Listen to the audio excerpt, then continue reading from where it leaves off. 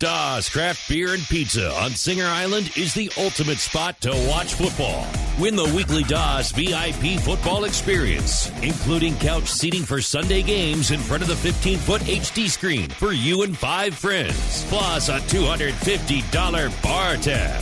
Can't wait? Reserve your watch party package now to root for your favorite pro and college teams. Visit DawesVIPFootball.com. Dawes Craft Beer and Pizza on Singer Island. Back on the Bernie and Sid show. He's here. Just walked in the door. His name is Cameron Douglas. He's got a brand new book out, and it's one hell of a tell-all. Oh, my God. Hey, Cameron, how the hell are you, man? I'm doing good, man. I'm doing good. Good morning. Good morning. Welcome to the Bernie and Sid show on 77 WABC. I got to tell you something, man. This book, I read it in one day. I couldn't put it down. It was compelling. You have lived one hell of a hardcore life. For a child of wealth and privilege, you really, you just turned away from all that and just went, I don't know, you went crazy. But you came around. That's one way to put it. All's well that ends well. I guess so. I mean, I'd like to think that maybe, through all that, I'll be able to, maybe through this book, write something that will reach people that are struggling and hopefully through some of my experiences be useful. It will be. And I went to rehab twice myself. I don't have any liquor stores. I thought about it, to be honest. I never did it. But on a serious note, people that know you've been through stuff like this, they do tend to reach out to people like you. So now you have a huge responsibility, Cameron, that goes above and beyond anything you've done before. To really be that guy, right? I did my 8 years in prison. I've done all these crazy things, but now I'm the guy you can look at for a life now that's going to be loaded with sobriety and success. Are you ready to handle that? I hope so. Yeah. I hope so, man. I mean, that's the idea. Just giving my best shot. How long are you clean now? I've been off heroin since 2014, so almost 6 years. 6 years, yeah. Well, start from. I guess we could start from the beginning. Your mom and dad, they had a tumultuous relationship, and it affected you in a way, and that's in the book. And the way you do the book, you go from one period back to another period, back and forth, back and forth. But it was that initially, I think, that the rebellious attitude towards your mom and dad that started you down this path to doing drugs. You were just sort of a wild kind of kid, and you identified more with the tough kids as opposed to the kids who, the kids who went to prep school and that type of thing. You sort of wanted to be that way. Am I wrong about that? No, I think as a young man, as a child, I felt this sort of loneliness. And I was uncomfortable in my own skin and kind of looking for a peer group to fit in with. And drugs kind of paved the way to that peer group. And, and then the rest, not having, then I looked to different role models that maybe weren't the best influences, and not that they were necessarily bad people, but just people that were doing things that led to, getting in trouble.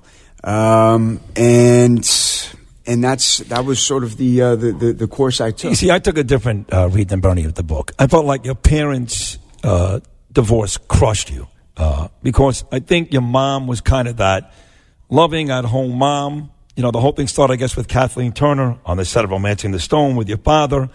I know you looked up to your father and your grandfather. I got the feeling throughout your whole life, Cameron, you're kind of longing for your dad's approval.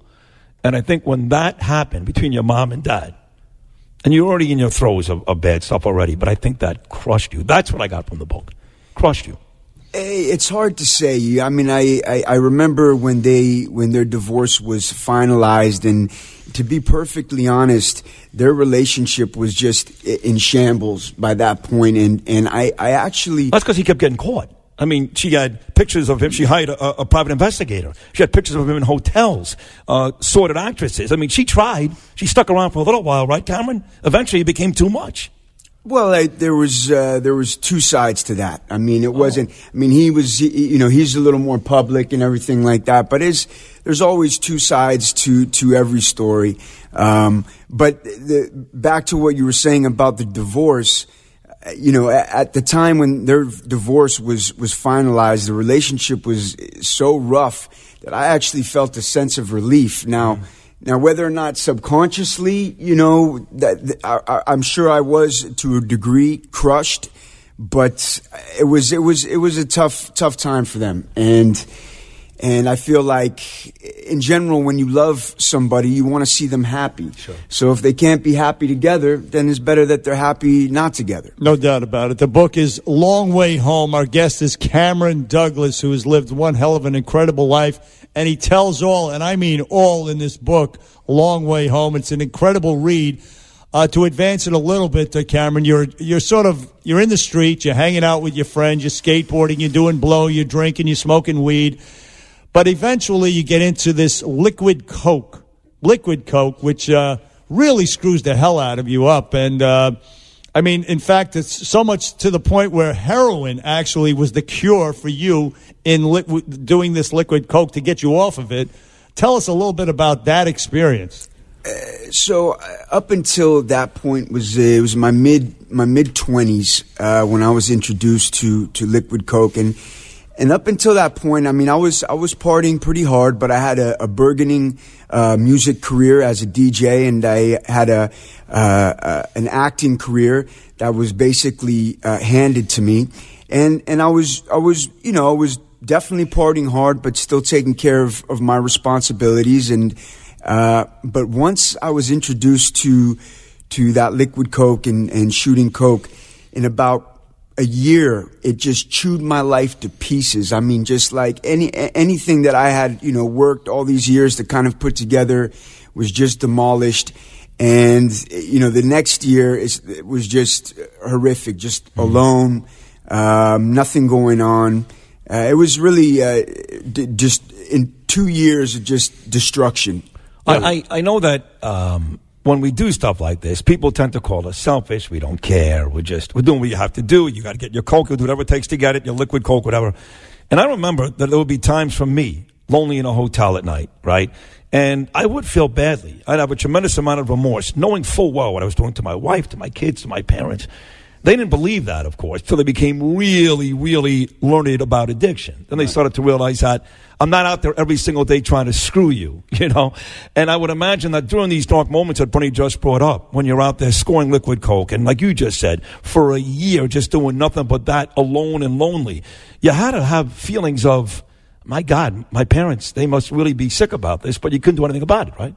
It's the insanity of the addiction. I mean, I wanted so badly to get off this and not be hooked to this drug, but it's like it grabs a hold of you, and it's really tough, man. It's tough to. Yeah. I mean, there was nothing about it that I liked, Nothing. A year into it, and then your parents pretty much they stayed away because I think your dad started to feel like, there's nothing I can do. I mean, I love my son, but there's nothing I can do. And that's the other thing, that people that I think are either struggling with loved ones that have, addiction issues. I mean, you do everything you can do, and then there comes a certain point when you just kind of have to let go and just, well, not give up, but just let go and hope and pray that they find their way, because at some point you have to take care of your other loved ones and family members, and it's a vicious affliction, and it's horrible. It's horrible, and you're like shooting it in your legs, your arms. You're all jacked up. Your arms are showing scars and this and that. You went to Mexico for some concocted treatment with ibogaine or whatever the hell, and it actually worked. But it transferred your addiction from cocaine to opioids. To the point where it made you sociable again, the opioids. And then you tell a story about how you got an acting job in Ireland. You traveled to Ireland, but you didn't have the supply of opioids that you needed, and it was just a disaster. Tell us about it, please. It was a disaster. I landed this job, which was amazing because I was just kind of coming out of this destruction, this 2-year period of my life that was just so destructive. So I landed this job, and I'm in Ireland, and the movie just starts shooting, and I start getting dope sick because I run out of heroin, and I get so sick that I can't continue working, and they fire me from the film.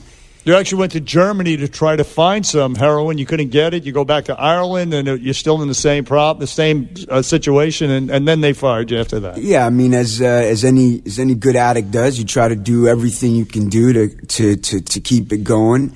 And so, anyways, I get fired. I get a call from my old man, and he says, "Sorry about that." That's okay. But, we got it. But that's exactly what he said, so that's good. Yeah.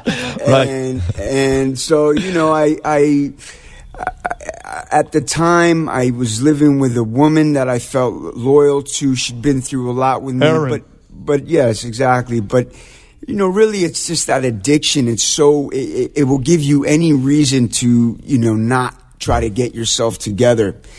And so I was one motel payment away from living on the street. Mm-hmm. And that's when everything started that led me to prison. Well, let's get to that, because as it turns out, that night in Gansevoort at the meat market at that hotel, mm-hmm. as bad as it seemed that night, because that sucks, probably saved your life. We'll talk more to Cameron Douglas. The book is out, Long Way Home. Cameron is here to talk about his life, and very courageous, by the way, Cameron. We'll come right back with Cameron Douglas right after this. Little Smashing Pumpkins for you, 1979. Cameron likes this song, I can tell. Cameron Douglas is in studio with us. Long Way Home is the book. We just spent about 20 minutes talking to Cameron, leading up really to that night at the in Gansevoort, in the meat market at the hotel, which I say is a night that saved your life. Because, yeah, you're all brushes with the law, you're doing your thing, but that's the one that really sent you to prison. Yeah. Where the reason why you're sitting here today is because you went to prison, because the road you were taking, and you talk about this, and we've all done this, you're trying to kill yourself. That's all you're trying to do, right? I mean, whether it's heroin or coke or doing robberies or starting fights with gang members, you're just trying to kill yourself. And we're past that now. I believe that night in the Gansevoort saved your life. Yeah, I mean, I can't sit here and tell you that I think, prison is the answer, for people that are struggling. But for myself, anything short of that bomb going off in my life probably would not have done the trick. So, it's a tough issue. I mean, I think it's a thin line. You have this issue right now with nonviolent drug offenders, getting these long sentences, and I don't necessarily think that's the best look, because you send in a civilian, and then what comes home is a bona fide criminal. Right. So. Right. But that was where I was able to start finding some of the characteristics and traits that I thought I just fundamentally did not have, was not born with. So. We'll see where we go from here, but so far, so good. Yes, and you speaking of that, you spent a lot of time in the MCC, which recently Jeffrey Epstein committed suicide there. El Chapo was there recently. You spent a lot of time, and that was a hellhole, as a matter of fact. But still, even then, you still you managed to find some drugs to get you through that. I mean, and you took them with you to the state prison, as a matter of fact. Well, I mean, anybody that thinks that there are not drugs in prison, I don't really understand how. Prisons are like, they're like little countries. They all have their own culture. Everybody figures out how to make money. If there's money to be made, there will be, things there for people to make it. And by the way, not to be too graphic, but Cameron used a body cavity to transport some of these drugs. I mean, that's how hardcore you were. And thank God you made it. You're successful right now, but you did that. And you went to state prison, or actually it was federal prison, as a matter of fact. Yeah. And while you were there, I mean, I think that's when you sort of, it was violent. I mean, it was rough, and you ended up getting resentenced while you were there. But what was that like? Tell us. You don't want people to glorify prison like Orange is the New Black. You hate that. You're repelled by that. As a matter of fact, you write that.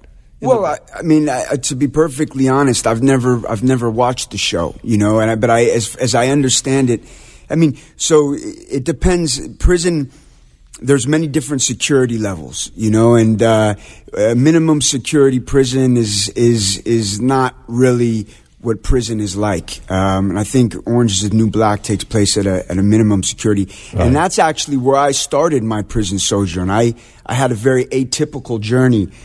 I started at a minimum and worked my way up diligently to a high security, which is where I ended up doing most of my time. You did 2 years of solitary confinement too, didn't you? That's got to be brutal, man. How do you get through that? I had to set a curriculum for myself, and you need to follow this routine like your life depends on it, because I think your sanity depends on it. My routine was I'd read 3 books at a time. I'd read a English lit classic, whether it be Charles Dickens or Jack London or Fyodor Dostoevsky, something like that. The Idiot, great book. I'd read a self-help book. Yep. And then I'd have a beach read like, Game of Thrones. Right, something fun. Right. So that was one. And then I had my meditation practice. Right. My exercise. And writing. That's where I started writing. Wow. Now, what about, I know you write about this in the book, but what about your mom and dad? At this point of your life, you're in prison. They come to see you. They keep in touch with you. What was the relationship at that point with your mom and dad? Even more specifically, your father. Well, both of them really rallied around me. Just loved me, and I was in a place where I didn't feel worthy of that love, but they supported me and they truly loved me, and that's a big reason why I feel I was able to start coming around. When people love you like that after everything that's transpired, makes you want to give it a shot. Makes you start to believe in yourself. Love is a powerful thing, and they certainly, my parents and my family and some close friends, they never gave up on me. You were loved, and you read and you exercised and you did the things that you had to do to get through the prison experience, but also you were nobody's bitch, and you couldn't be. You were nobody's bitch, and you also had to join a clique, I think. You talk about the Aryans, the Aryan Brotherhood, Mexican cliques, the Mexicans and the black gangs, they hate each other. You have to adjust, join a clique, and be a tough guy if you want to survive in prison, and you were. Well, we can just say that I definitely had a hard time settling in. I was very angry for the first, 4 or 5 years, mostly at myself, and sometimes did not cohabitate well with other individuals. Definitely, when you get to general population out on the prison yards, certainly at higher security prisons, you tend to find a group of people that you can enjoy spending some time with, and you look out for each other. Right, yeah, and you did. But when people got in your face, I mean, you didn't back down. You, I talked to you off the air about that headbutting situation with the big Mexican. He never talked to you sideways again. After you headbutted him and knocked him out pretty much, that was it. You took care of that problem right at the start, right from the jump. Well, you have a lot of bullies and opportunists in prison, and if they see an opportunity, they'll go for it. They'll see if there's something there, and I learned that the best way to deal with that is just right off the rip. Right, just go. Yeah. It's funny.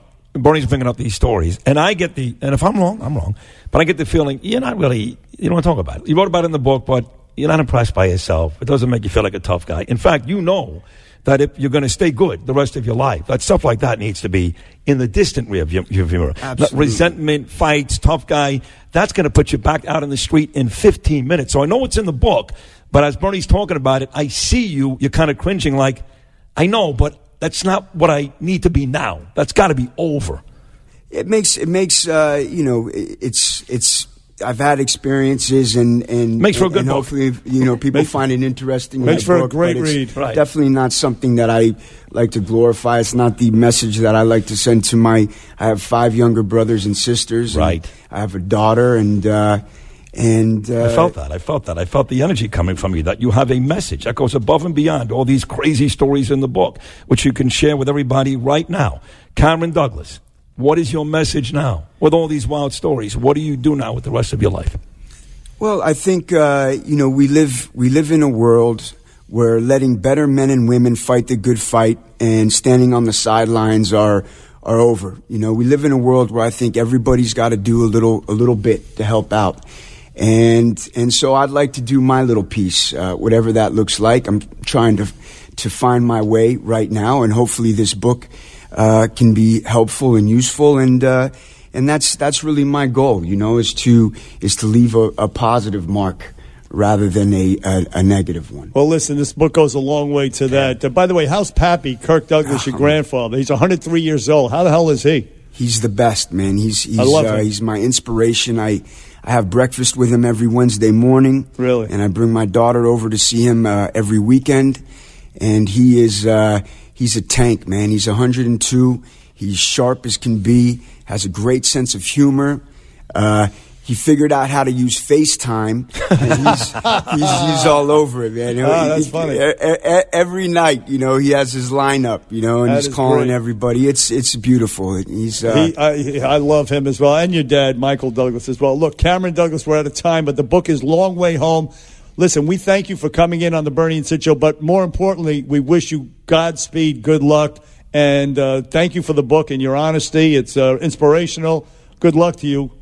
Buy the book at Amazon.com, Long Way Home by Cameron Douglas. Thank you, Cameron. Thank you both so much for having me. You're welcome, Real pal. pleasure. No, it's our pleasure. Cameron Douglas, Long Way Home.